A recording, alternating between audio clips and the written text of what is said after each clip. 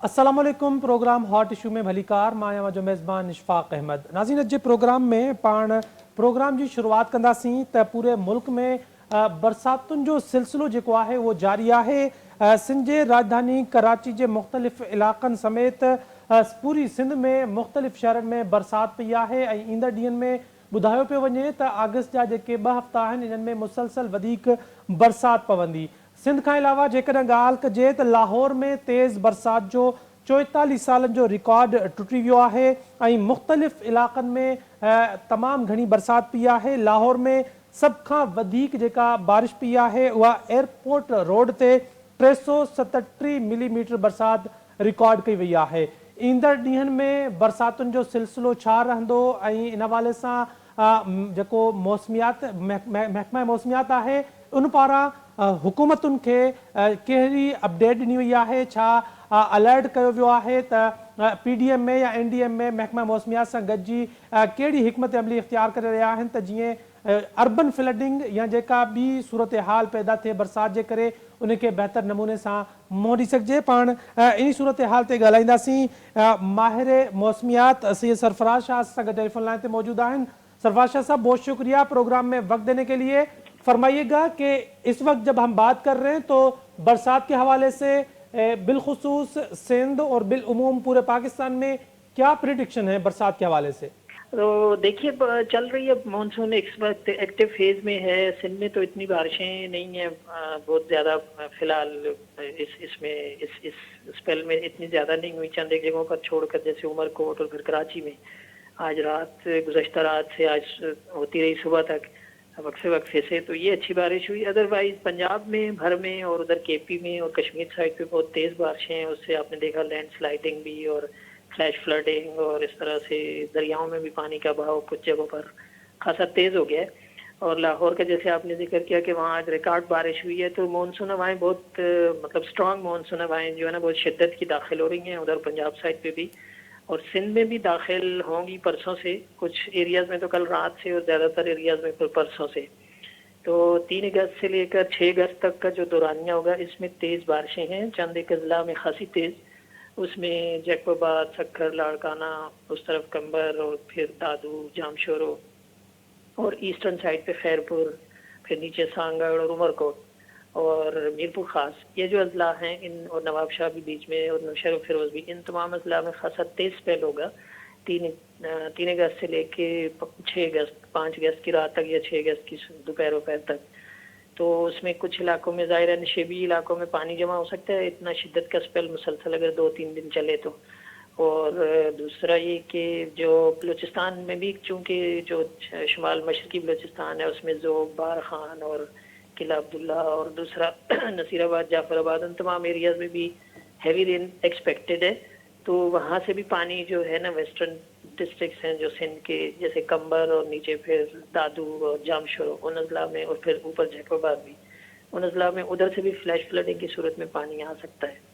तो अगले 3-4 दिन का इस तरह का सिनेरियो है। और उधर पंजाब में भी इसी तरह से बारिशें हैं, खासकर वेस्टर्न पंजाब जो डीजी खान के हिल टोरेंट्स हैं उसके साथ बलूचिस्तान का इलाका लगता है, तो वहाँ से पानी ज़ाहिर है नदी नालों में तो बयानी आने का भी खदशा है।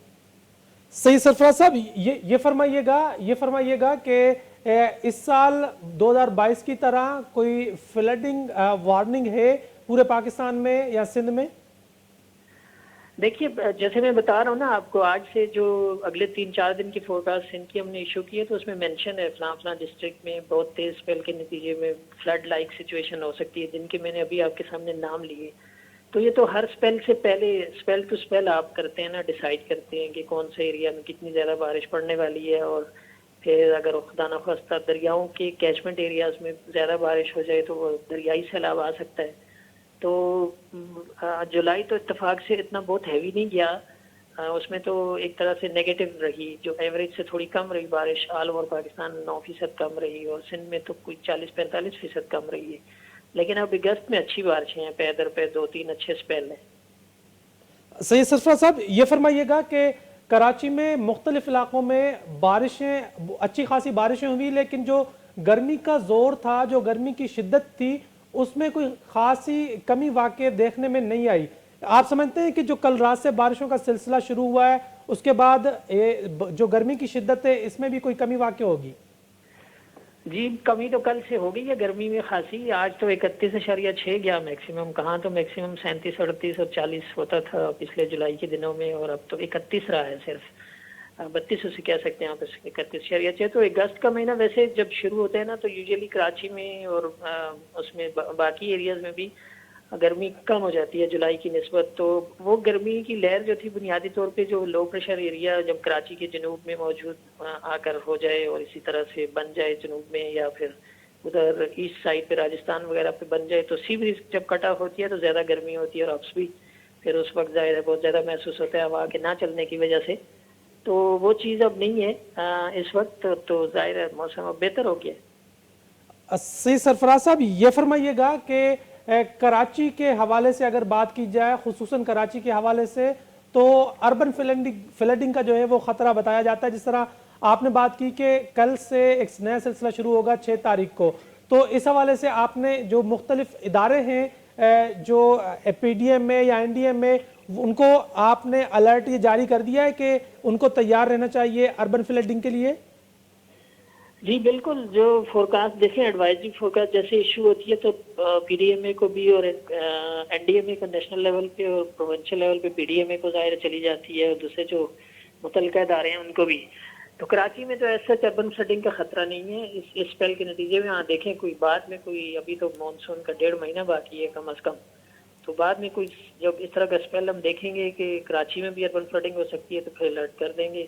لیکن دوسرے ڈسٹرکٹ جیسے جامشورو, دادو وغیرہ, سکھر لاڑکانہ کے بارے میں میں نے آپ کو بتایا, ان کے بارے میں ہم نے آج سے اپنی فورکاسٹ میں مینشن کر دیا کہ 6 اگست تک بارشیں ہونی ہیں ان اضلاع میں. جی بالکل. یعنی کچھ ایریاز میں کمبر میں اور دادو کے کچھ ایریاز میں تو کل رات امکان ہے, اور مطلب کل تو اتنی تیز نہیں ہے, کہیں ماڈریٹ ہے, کسی کا تو جگہ پہ تھوڑی تیز شاورز ہو سکتے ہیں, لیکن 3 اگست کے بعد بالخصوص 4 اور 5 2 دن جو ہوں گے ان میں تیز اسپیل ہے خاص کر. سید سرفراز صاحب یہ فرمائیے گا کہ جس طرح آم کا جو سیزن تھا وہ مکمل ہو چکا ہے اور یہ فصل مارکیٹ تک آ چکی ہے, کھجور کے جو کاشتکار ہیں یا جو اس میں کام کرتے ہیں ان کے لیے کیا پریڈکشن ہے تاکہ وہ اپنی فصل کو جو ہے وہ محفوظ کر سکیں, اسپیشلی خیرپور کے حوالے سے؟ جی خیرپور میں بھی میں نے آپ سے پہلے بھی خیرپور کا نام لیا آپ کے سامنے کہ اس ڈسٹرکٹ میں بھی تیز بارش متوقع ہے بالخصوص 4 اور 5 کو. یعنی وہ جو 2 دن ہوں گے نا, تو ظاہر ہے آج 1 اگست ہو گئی ہے تو اگلے 2 دن کروشل ہیں, ان 2 دنوں میں احتیاطی تدابیر جو کر سکتے ہیں کر لیں, اگر فصل اتارنی ہے اتار لیں پھل. اور پھر 4 اور 5 کا تو ظاہر ہے جب تیز بارش کا خطرہ پورا ہے اس ایریا پورے میں, سکھر میں بھی, خیرپور میں بھی, اور اوپر گھوٹ کی اور ان تمام علاقوں میں اچھی تیز بارش متوقع ہے. تو مجھے کوئی کنفرم نہیں کہ کھجور کتنی متاثر ہوتی ہے بارش سے, لیکن ظاہر ہے اگر اس کا اثر پڑتا ہے تو یہ اگلے 3-4 دن یعنی 3 اگست کی رات سے لے کے 5 اگست کی رات تک یہ جو ٹائم ہے یہ اس میں زیادہ تیز بارش متوقع ہے. اچھا سر, آخر میں یہ فرمائیے گا کہ اس وقت جو بارشوں کا سلسلہ ہے آپ 6 تک پریڈکٹ کر رہے ہیں, کیا آپ جس طرح آپ نے بیچ میں ذکر کیا کہ مونسون ابھی تقریباً 1 مہینہ 1.5 مہینے تک چل سکتا ہے, تو یہ پریڈکٹ کیا جا سکتا ہے اگلے 1-2 مہینے تک کہ کب تک بارشیں ہو سکتی ہیں؟ دیکھیں روایتی طور پہ تو 15 ستمبر تک 15 یا 20 ستمبر تک تو مانسون کی بارشیں ہوتی رہتی ہیں نا, لیکن اس میں پیک جو مہینہ ہوتا ہے نا وہ اگست کا ہی ہوتا ہے. جولائی سے بھی زیادہ اگست میں زیادہ بارشیں ہوتی ہیں, خاص کر سندھ کے جتنے ڈسٹرکٹس ہیں ان تمام میں. تو ابھی یہ اسپیل جو ہے اچھا خاصا تیز اسپیل ہے, اس کے بعد کچھ چند دن کا سندھ میں اس طرح کا بہت تیز اسپیل نہیں ہوگا, لیکن آگے یعنی یہ 6 تک چلے گا, اور ہو سکتا ہے اگلے 2-3 دن کوئی ایسی خاص اتنا تیزی نہ ہو اسپیل میں, لیکن 10 کے بعد یا 11-12 کے بعد 10 یا 12 اگست کے بعد پھر وہ ایک اور اسپیل آ سکتا ہے جس کے امکانات ہیں پورے, اور وہ بھی اسی طرح کا تیز اسپیل ہو. سر ایک ضمنی سوال یہ لے لیں کہ کراچی میں جو رات سے بارشیں ہوئی ہیں, سب سے زیادہ بارش کہاں ریکارڈ کی گئی ہے کراچی میں اس وقت؟ کراچی میں دیکھیے اتنی کوئی بہت تیز بارش نہیں ہوئی تھی. یہاں تو بس تھوڑی سی بارش ہو تو اس کو میڈیا ہائپ بہت کریٹ کر دیتا ہے. 13 ملی میٹر ہوئی تھی اس پہ فیصل بیس پر, اور اسی طرح سے 13 ملی میٹر یعنی صبح سے گزشتہ رات سے کہہ لیں آپ, صبح 10 بجے کے بعد تو بارش ہوئی نہیں, 11 بجے کے بعد. कराची में, तो वही कहीं 13 मिलीमीटर थी, कहीं 15 थी, कहीं 17 थी, कहीं 5 थी, कहीं 4 थी, इस तरह से है मुख्तलिफ रीडिंग्स। मतलब लेकिन ये जो जी, हमें रोडों पे जो पानी नजर आ रहा है ये 20 मिलीमीटर से कम बारिश का पानी है। यार मैं ये नहीं कह रहा 20 मिलीमीटर से कम, मैं जो रीडिंग्स है मैं वो बता रहा हूँ आपको। चलो बहुत शुक्रिया सही सरफराज साहब, बहुत शुक्रिया आपका प्रोग्राम में वक्त देने के लिए। नाज़रीन, मौसमियात जेका महकमा मौसमियात है उन पारा मुख्तलिफ इलाक़नि में बारिशुनि जी अगकथी कई वई है। हिन वक्त रात का कराची के मुख्तलिफ इलाक़नि में जेका है वह वक्फे वक्फे से बारिश जो जेको सिलसिलो जारी है। न रुगो कराची बल्कि कराची समेत पूरी सिंध के मुख्तलिफ शहरनि में बारिशुनि जो जेको सिलसिलो है वो जारी है। माहिर मौसमियात सैयद सरफराज साहब जो ये चवणु है त 3 अगस्त का 6 अगस्त के विच में जो मुख्तलिफ ज़िलनि जा नाला भी खणी उन्होंने मेंशन किया है तो उनमें तमाम घनी बारिश थी सके थी, जिनमें जेकबाबाद, जामशोरो, दादू, नवाबशाह, सखर, खैरपुर वगैरह जो डिस्ट्रिक्ट हैं इन नाला बुधाया पिया वजन तो इनमें ठीक ठाक जेका है वह बारिश पी सके थी। जुलाई में जेका बारिश प्रिडिक्ट कई वही ही उनका भी घट पई है, यानी माइनस में वो जो है प्रिडिक्शन वही है। एक एवरेज जेका बारिश थियणी है वह भी नथी हुई जुलाई में। अगस्त में जी सैयद सरफराज साहब बुधायो तो हर साल जेके भी बारिशूं थींदियूं आहिनि जुलाई के मुकाबले में अगस्त में वधीक बारिशूं थींदियूं आहिनि। हिन साल भी इहा ही प्रिडिक्शन कई पई वञे तो अगस्त में वधीक बारिशूं थींदियूं। लाहौर में जी असां बुधायो असीं अवांखे त लाहौर में 44 सालन जो बारिश जो रिकॉर्ड टुटी वियो है ऐं सभिनी खां वधीक जेका बारिश रिकॉर्ड कई वई है 337 मिलीमीटर एयरपोर्ट रोड लाहौर ते जेका है रिकॉर्ड कई वई है। तो हिन वक्त पूरे मुल्क में KPK हुजे, बलोचिस्तान हुजे, पंजाब हुजे या सिंध हुजे, पूरे मुल्क में बस बारिशुनि जो सिलसिलो है वो हलंदड़ है। PDMA ऐं NDMA के अलर्ट भी जारी है तो अर्बन फ्लडिंग जो भी खतरो किथे न किथे ज़ाहिर किया पियो वञे। बल्कि कराची के हवाले से जी असां जिक्र कयोसीं तो कराची में केतरी बारिश थी है तो सही सरफराज जो चवणु हो तो हिन वक्त मैक्सिमम जेका है वह 15 का 17 मिलीमीटर बारिश कराची में रिकॉर्ड थी है। इनका वधीक किथे भी बारिश न पई है। प्रोग्राम जो सिलसिलो पाण जारी रखंदासीं। इते वक्त थियो है ब्रेक जो, अस गॾु रहिजो।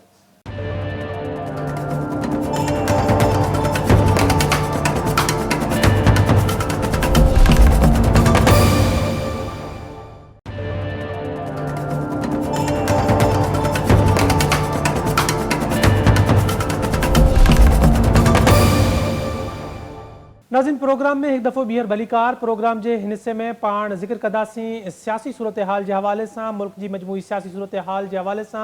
असां हिन वीक में डिस्कशन जारी रखी है। पहले प्रोग्राम का वठी अज भी कोशिश कंदासीं त जेका मजमूई सियासी सूरत हाल है एतरी घनी उनमें एक्टिविटी असांखे नज़र न पई अचे, पर किथे न किथे ख़ामोशी पुठियां भी का न का एक्टिविटी जेका है वह लिकियल ज़रूर होंदी है। हिन वक्त भी असांखे हिकिड़े पासे नून लीग नज़र पई अचे त ॿिए पासे पाकिस्तान पीपल्स पार्टी ख़ामोश नज़र पई अचे। पाकिस्तान तहरीक इंसाफ़ जेका ॻाल्हियुनि लाइ मुज़ाकरात लाइ तैयार थी वई है इस्टेब्लिशमेंट सां, उन जा कहिड़ा नतीजा निकिरंदा ऐं उन खां उन मुज़ाकरात जेके थींदा PTI जा जेकॾहिं इस्टेब्लिशमेंट सां त उन ॻाल्हियुनि सां हुकूमत के कहिड़ो ख़तरो थी सके थो ऐं ख़ुदि पाकिस्तान तहरीक इंसाफ़ जी सियासत के केतिरो उन सां नुक़सान या फ़ाइदो थी सके थो। पाण इन हवाले सां बि हिन हिस्से में ॻाल्हाईंदासीं। सीनियर सहाफ़ी ऐं तज़िया निगार एजाज़ महर साहब असां गॾु टेलीफोन लाइन ते मौजूदु आहिनि। एजाज़ साहब, वॾी महिरबानी प्रोग्राम में वक़्त ॾियण जे लाइ।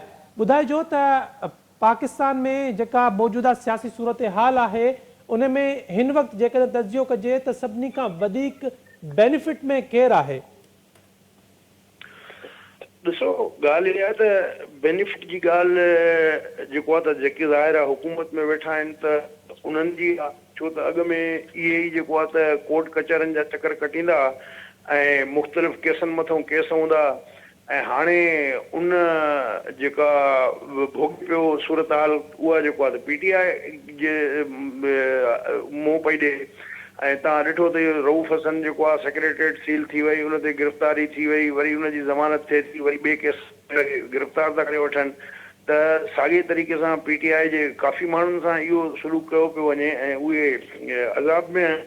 त बेनिफिशरी त ज़ाहिर आहे हिन सेटअप जा ऐं हिन सिस्टम जा जेको आहे त उहे त नून लीग आहे, पीपल्स पार्टी आहे, जेके इक़्तिदार में वेठियूं आहिनि या भाईवार आहिनि, त उहे आहिनि बेनिफिशरी।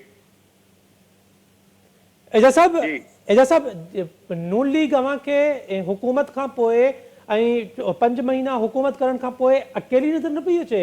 छाकाणि त पाकिस्तान पीपल्स पार्टी अव्हांखे परे परे ताईं नज़र न पई अचे, बिलावल भुट्टो अव्हांखे का सियासी एक्टिविटी कंदे नज़र न पियो अचे, हुकूमत जी सपोर्ट में का स्टेटमेंट न पई अचे पीपल्स पार्टी तरफ़ां, त नून लीग छा हुकूमत वठी किथे फासी त न पई आहे?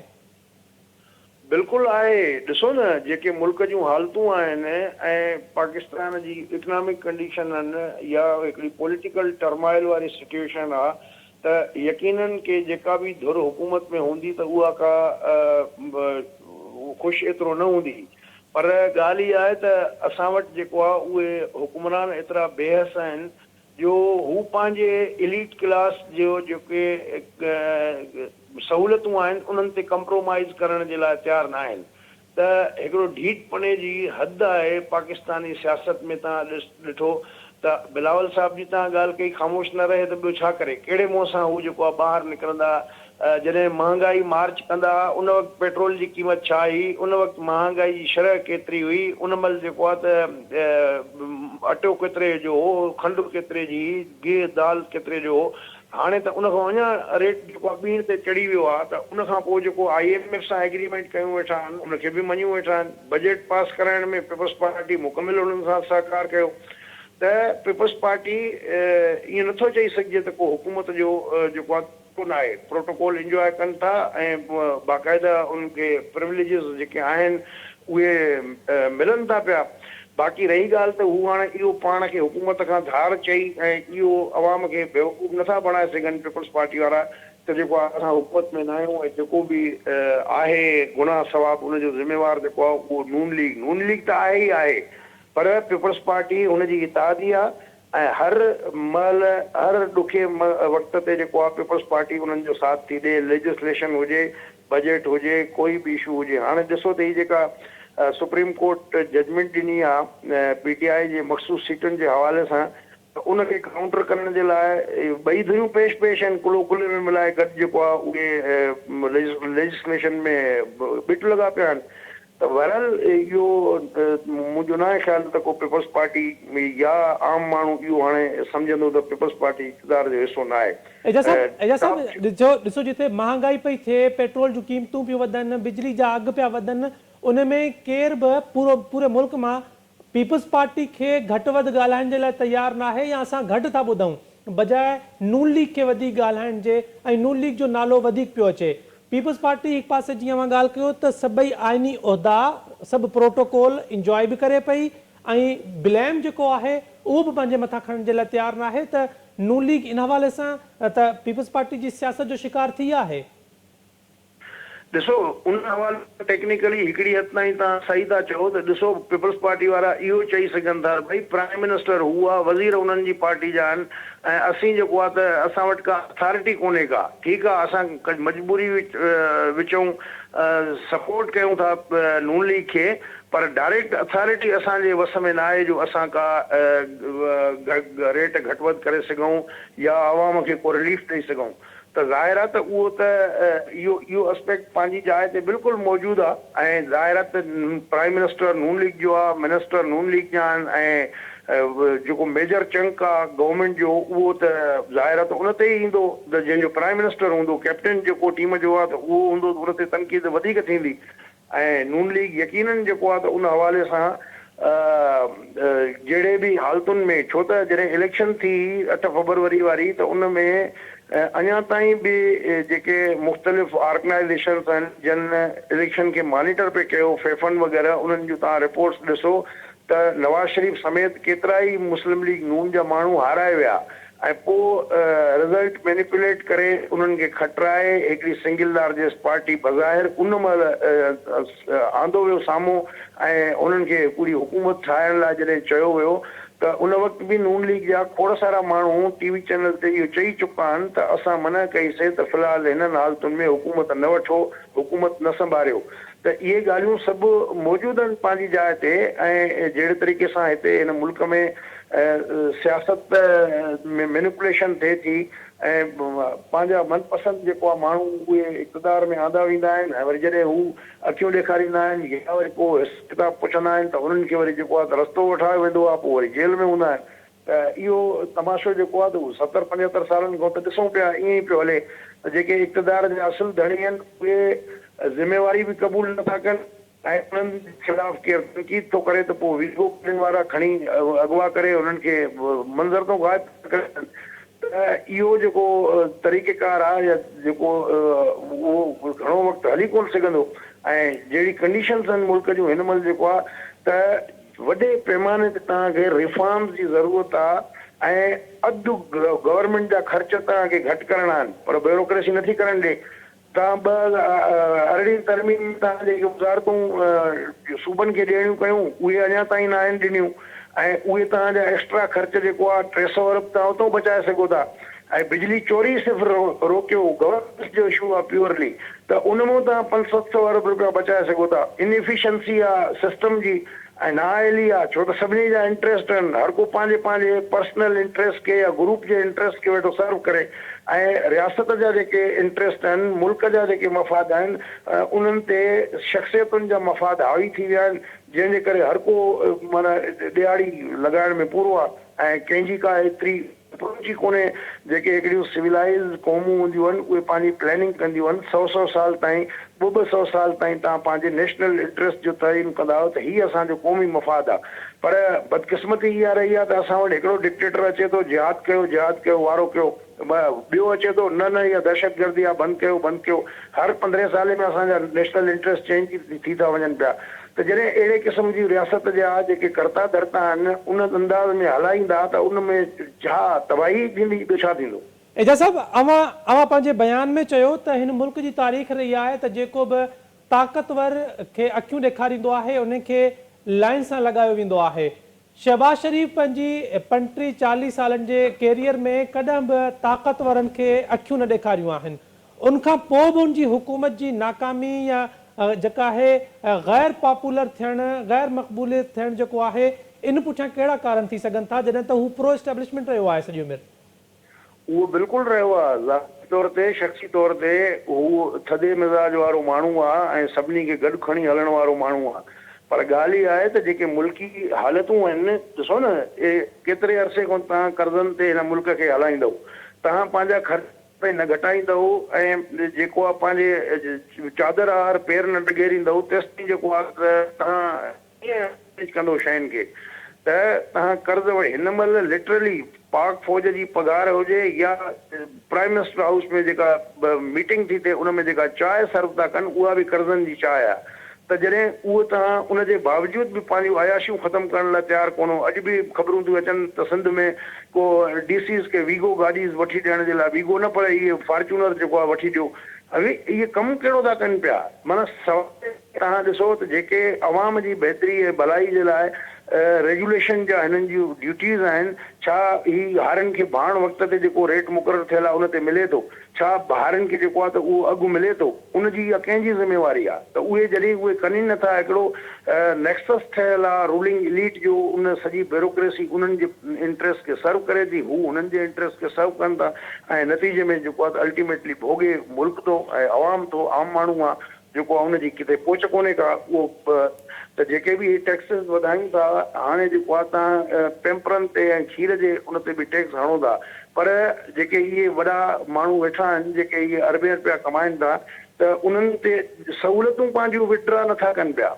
भई सरकारी गाॾियूं 10 गाॾियूं बीठियूं आहिनि हिकिड़े मिनिस्टर वटि हिकिड़े MNA वटि 3 गाॾियूं बीठियूं आहिनि उन्हनि जो पेट्रोल आहे ड्राइवर आहिनि इहे सॼो ख़र्चु आहे अयाशी आहे इहे शयूं जेसिताईं तव्हां बंदि न कंदव तेसिताईं तव्हां जेको आहे त अवाम खे निपुड़ींदा रहंदव त पोइ डेफिनेटली की अवाम में तव्हांजी इज़त कहिड़ी रहंदी या जेको आहे त अवाम आख़िर ज़ाहिर आहे त उहो तंग आहे जंग आहे उहो त आख़िरी ऑप्शन आहे।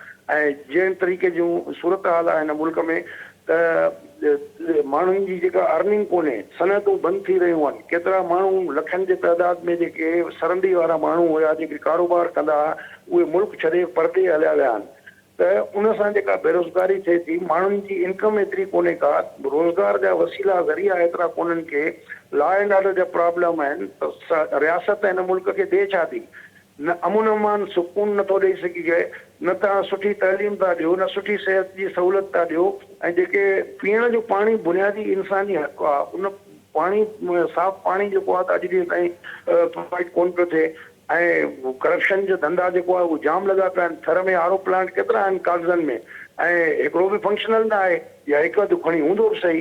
त मक़सदु चवण जो त जेसि ताईं हिन मुल्क जी जेको इलीट क्लास आहे उहो पंहिंजे अयाशनि खे महदूद न कंदो ऐं पंहिंजे ख़र्चनि खे तव्हां जेतिरी आमदनी आहे ओतिरनि ख़र्चनि ताईं तव्हां न वेंदव। मैसिव रिफॉर्म जी ज़रूरत आहे, फ़ौज जे अंदरि बि, सिविल गवर्नमेंट जे अंदरि बि। जेसि ताईं उहे शयूं न थींदियूं तेसि ताईं मुल्क डगर ते हली कोन सघंदो। एजा साहब, पाकिस्तान तहरीक इंसाफ जी सियासत जे हवाले सां जेकॾहिं ॻाल्हि कजे त अव्हांखे सम्झ में अचे थो त पाकिस्तान तहरीक इंसाफ पंहिंजो पाण सां असल में करण छा थी चाहे? ॾिसो, Tehreek Insaf one man party आहे, ऐं उन में जेको हिकिड़ो सियासी पार्टीअ जे लाइ लवाज़मात हूंदा आहिनि या शयूं डेकोरम हूंदो आहे या हिकिड़ो ऑर्गेनाइज़ेशन जो सेटअप हूंदो आहे, उहे शयूं त आहिनि कोन।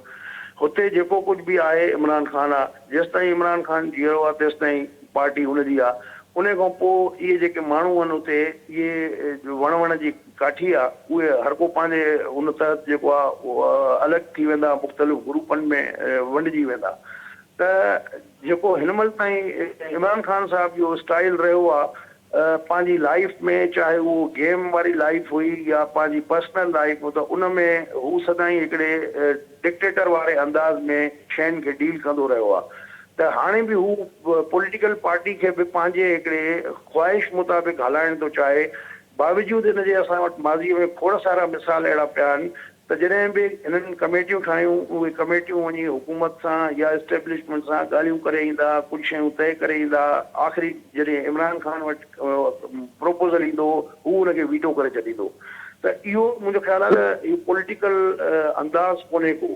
ऐं जंहिं तरीक़े सां हू बज़िद आहे हिन महिल ताईं बि, त मां सिर्फ़ु फ़ौज सां ॻाल्हाईंदुसि। हिकिड़े पासे त चए त फ़ौज जो अमल दख़ल सियासत में ख़तमु थियणु घुरिजे, ॿिए पासे त चए त न, मां मामला सियासी मामला जेको आहे त ॻाल्हियूं उन्हनि सां कंदुसि, तय उन्हनि सां कंदुसि। त अजीब हिकिड़ो तज़ादनि ते असां भरियल उन्हनि जो पंहिंजो हिकिड़ो मौक़िफ़ आहे, ऐं उहो मां नथो सम्झां त जेको असां वटि हिकिड़ो मुरवज आहे, सियासी कल्चर आहे या सियासी हिकिड़ो सेटअप आहे, सिस्टम आहे, उन खां ई बिल्कुलु अलॻि ऐं जेको आहे माण्हुनि खे अजीब थी लॻे थो।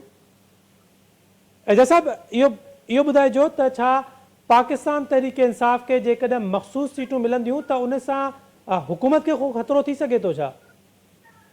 डेफिनेटली उन में रूलिंग पार्टी जेका मुस्लिम लीग नून आहे उहा सिंगल लार्जेस्ट पार्टी न रहंदी, ऐं जेको हुकूमत जेको आहे उहो मॉरली अॻे ई जेको आहे हिकिड़े वीक विकेट ते बीठी आहे। ऐं जॾहिं इहो अददी फ़र्क़ु जॾहिं उहो बि ख़तमु थी वियो त उन खां पोइ मुस्लिम लीग नून जो हुकूमत में रहण जो कहिड़ो जवाज़ रहंदो? ज़ाहिर आहे त उन जे लाइ त ही वठ पकड़ कनि पिया न। सभिनी धुरियुनि जो इहो आहे, पीपल्स पार्टी ऐं नून लीग ॿई लेजिस्लेशन जे हवाले सां बिट बीठा आहिनि, ऐं हर ॻाल्हि में जेको आहे त हू गॾु बीठा आहिनि, छो त उन्हनि जा असर पीपल्स पार्टी खे बि भोगणा पवंदा। उन्हनि जा जेको घटि नून लीग जा बि घटि आहिनि। त जेका फ्यूचर सेनेट जो सेटअप ईंदो उन में वॾो फ़र्क़ु पइजी वेंदो वोटनि जे हवाले सां। ऐं इहे खोड़ सारी शयूं उन सां आहिनि लाॻापियल, त जेको आहे उहा मॉरल अथॉरिटी हिननि जी उहे जेका ख़तमु थियल आहे, वधीक उन धकु लॻंदो, ऐं ही इक़्तिदार में रहण जे शायदि लाइक़ आहिनि। एजा साहब, हिकिड़ो जी जी पैदा थी सघे थो मुल्क में, जंहिंजे नतीजे में ज़ाहिर त आहे सिंगल लार्जेस्ट पार्टी हुजण जे बावजूद बि जेकॾहिं हुनखे इहा एज मिले थो क़ानूनी तौर ते, त हू पोइ बि इक़्तिदार वठणु पसंदि न कंदा। हू चाहींदा त नई इलेक्शन थिए, ऐं नई इलेक्शन माना हिकिड़ो कर्ज़नि ते हलंदड़ मुल्क में वधीक वरी अञा हिकिड़े टिफेड़ ऐं हिकिड़े हुनजो सबबु बणिबो। एजा साहब, वॾी महिरबानी प्रोग्राम में वक़्तु ॾियण जे लाइ। नाज़रीन, सीनियर सहाफ़ी ऐं तजिया निगार एजाज़ महर साहब असां गॾु मौजूदु हुया। पाकिस्तान जी मजमूई सियासी सूरत हाल ते कोशिशि कईसीं त डिस्कस कई वञे, छाकाणि त मुख़्तलिफ़ जेके डेवलपमेंट्स थियनि पियूं, जेके असांखे बज़ाहिर का वॾी एक्टिविटी नज़र न पई अचे, पर जीअं असां मुख़्तलिफ़ प्रोग्रामनि में गुज़िरियल प्रोग्रामनि में इहो ज़िक्र करे चुका आहियूं त पाकिस्तान मुस्लिम लीग नून पारां उनजा त काफ़ी इतिहादी आहिनि। सभिनी खां वॾी इतिहादी पार्टी पीपल्स पार्टी आहे, पर हिन मुश्किल वक़्त में, हिन ॾुखे वक़्त में असांखे नून लीग जेका आहे उहा अकेली नज़र पई अचे, ऐं उनजी मुश्किलातुनि में जेको आहे उहो वाधारो थींदे नज़र पियो अचे। मख़सूस सीटूं जेके सुप्रीम कोर्ट मां फ़ैसिलो आयो आहे उन ते बि नून लीग पीपल्स पार्टी सां गॾिजी उन जे लाइ लेजिस्लेशन करण जी कोशिशि कई पई वञे त जीअं उहे मख़सूस सीटूं पाकिस्तान तहरीक इंसाफ़ के न मिली सघनि। सवाल इहो आहे त छा मख़सूस सीटूं तहरीक इंसाफ़ खे मिलण खां पोइ ही जेका इतिहादी हुकूमत आहे हिन खे को ख़तरो थी सघे थो त मख़सूस सीटूं मिलण खां पहिरियां बि ॿिन्ही पार्टियुनि या जेके बि इतिहादी आहिनि उन्हनि खे मिलाए करे हुकूमत वटि सिंपल जेका अक्सरियत आहे उहा पोइ बि रहंदी ऐं उनखे उन सां को ख़तरो जेको आहे उहो न थींदो। अॼु जे प्रोग्राम में एतिरो ई। पंहिंजे मेज़बान इशफाक अहमद खे ॾींदा इजाज़त। अल्लाह हाफ़िज़।